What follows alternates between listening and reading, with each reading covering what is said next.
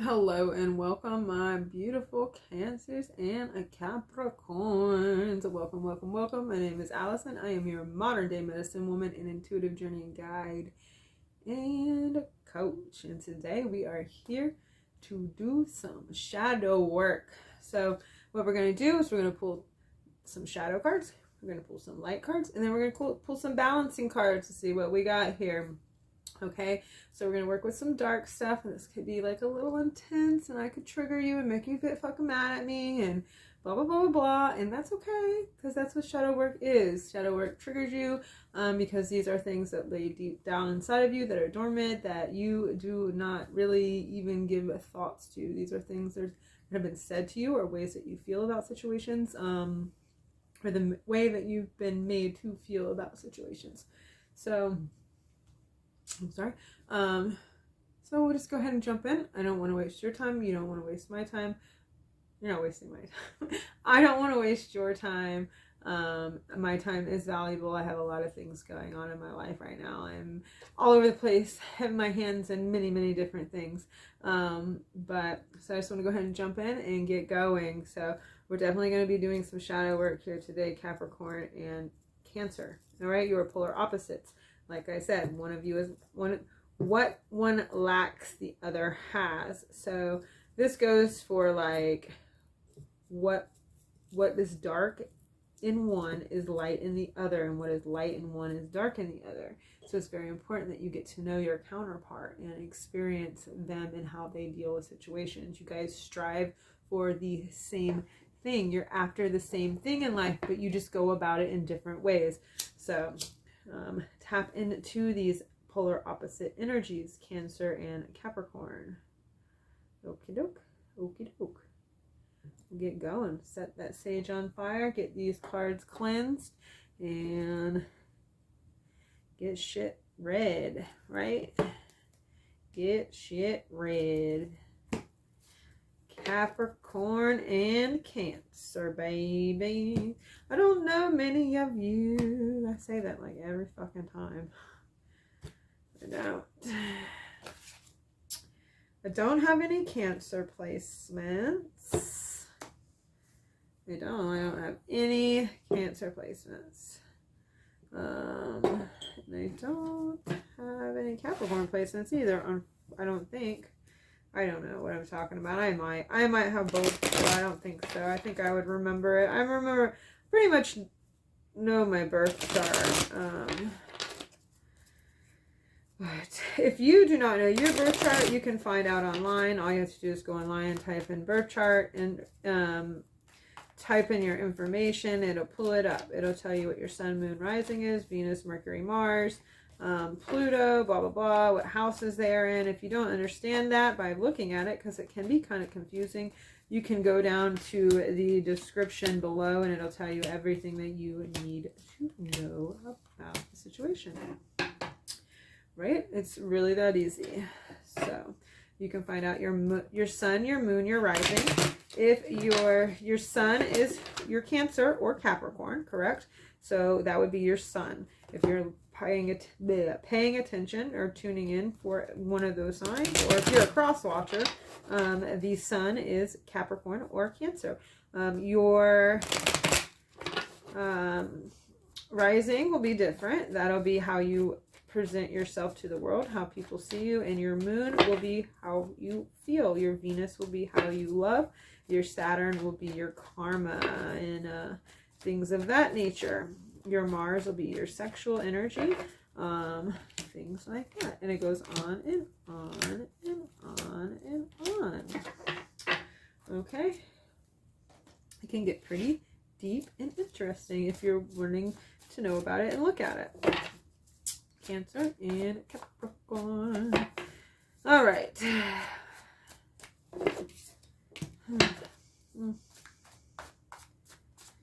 You guys have some depression that you're dealing with. Yes, you do. Some deep, dark stuff going on in the mind, in your shadow. You do have the Tower twice here, so there's definitely a deassembling of who you are that needs to be involved, okay? So, tearing down the wall, one brick at a time. It's hard, it's confusing, and it can be kind of scary. So let's start on your shadow side, okay? There is definitely some confliction within yourself, and it is, you know, hindering you and making you very depressed. And this is involving being left out in the cold, not having enough, not being stable enough financially almost. And like, you know, in you've felt like you are just in your fucking heads. The 7 of Swords, the 9 of Swords, the 5 of Swords, okay? The 5 of Coins, the 8 of Wands. This is like, you know, over and over again, you're replaying all these losses over and over again, and this is causing you to be depressed. This is like almost some maybe possibly mother issues. You might have a little bit of a mother attachment that you might need to let go of here. And I don't mean this in, I'm going to say this,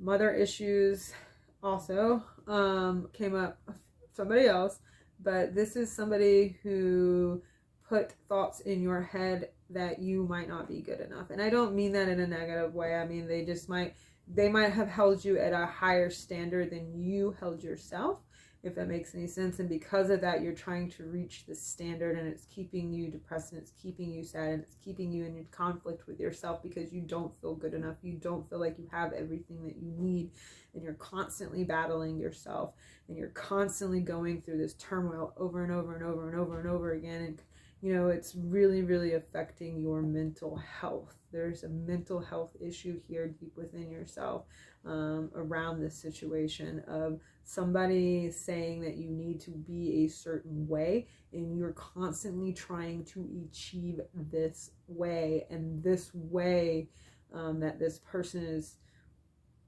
this feminine energy, maybe not your mom, maybe your grandmother, maybe your aunt, maybe somebody you know, a feminine energy. I will say mother, the Empress. She is a birther, she is a giver, she is a giver of life, she is the creator energy.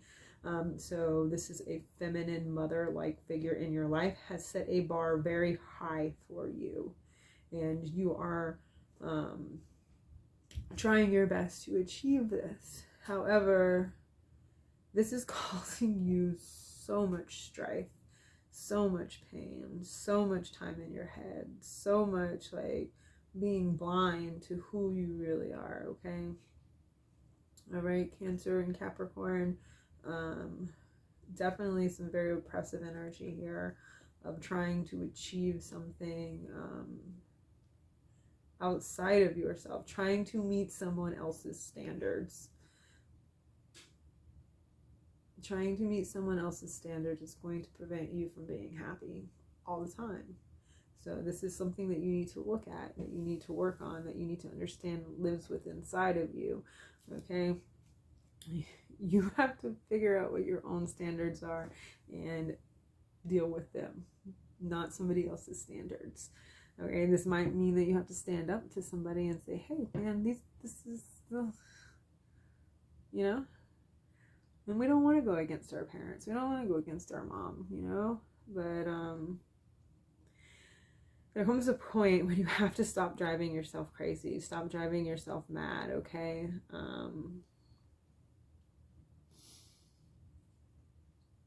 Because it's really like 9 of Swords, 5 of Coins, you know, 5 of Swords. This is 7 of Swords. This is all self-conflicting thoughts about loss of something, and not being able to achieve something, and like you keep fighting for this goal of something,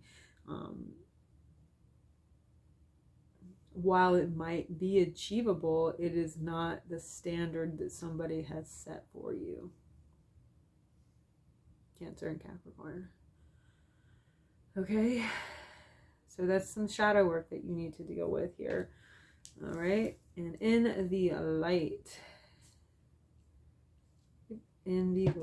you have sort of got a 10 of Cups, has come up in every single read that I've read here. Since I started doing the shadow work, the Ten of Cups has come up, and this in the light area, and this is basically just saying that you have everything you need. Emotional fulfillment is yours. You just have to look at it and understand that while you might not have what you want, you have everything that you need. It's very important that you look at that. You have a house, you have clothes, you have a car, and even if you don't have a car, I'm sure you have transformation from point A to point B. Technology is great these days. You can always call an Uber. You have a bed, you have a food, you have all these things. You are emotionally fulfilled. You're surrounded by family. Okay, so it's like the Ten of Cups is showing up again for me here in the light, saying, hey guys, you have these things. Like, this is around you. You are surrounded by this, okay? So in the light, it's like, come out of the darkness here and start tearing down the wall, the tower. Like, start picking apart who these people or person wanted you to be, and understand that the star, you are already who you are supposed to be. You don't need to be anything but who you already are. Stop trying to be there. Like, work on yourself here with the Page of Pentacles. Cultivate your own garden. Grow your own success. Grow what you believe to be your own success.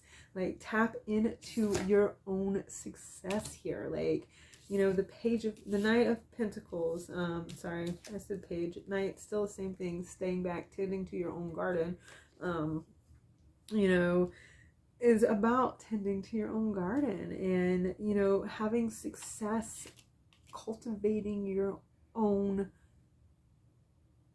ideas of where you belong, okay? Because where you belong, you already fucking have it. You already have everything you fucking need. Just because somebody else wants you to have something else different doesn't mean that you should. You know, your light here is telling you to tear down these ideas that have been placed upon you from somebody else.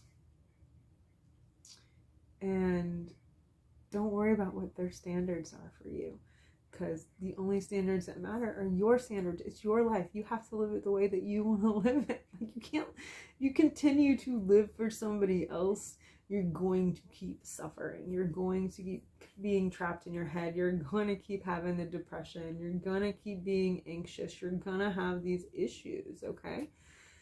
And here we are. So what do we do to balance this energy out? We trust ourselves. We stand our ground and we get clear on the situation. We tear down everything that we think that's not us. We remove it. We get rid of it. We tap into the Queen of Cups energy, this empathetic, emotionally understanding energy here, and we explore it. Okay, this goes back to the High Priestess, the balancing of like listening to our intuition. Queen of Cups, the intuitive side of us. Okay, the Six of Coins is about equal give and take, balance of, you know, energy. Like, if this person has made you feel a way that makes you feel unbalanced, they are not giving you equal opportunities to prove who you are, outside of their ideas of who you should be, right? So to balance this, listen to who you are. Trust yourself. Trust that you are where you belong. Trust that you don't need to be at this standard that somebody else set, okay? And, you know, tend to yourself. Stick to your own thoughts, your beliefs, who you believe to be, and get clear on this. Get clear on this and remove anything that doesn't belong to who you are, okay? And like, just find the proper energy within you, the proper energetic exchange that you need within yourself. Okay, Short and sweet, Cancer and Capricorn. I hope you like that. I hope it got down to business, and I hope you find a way to get yourself out of this depression, out of this mind trap about all these things that are just not serving you. Okay. I love you guys very, very much. I hope you enjoyed my content. And if you did, give me a thumbs up, a subscribe, hit the notification bell, and leave some comments down below if this resonated with you. And if not, I'm sorry.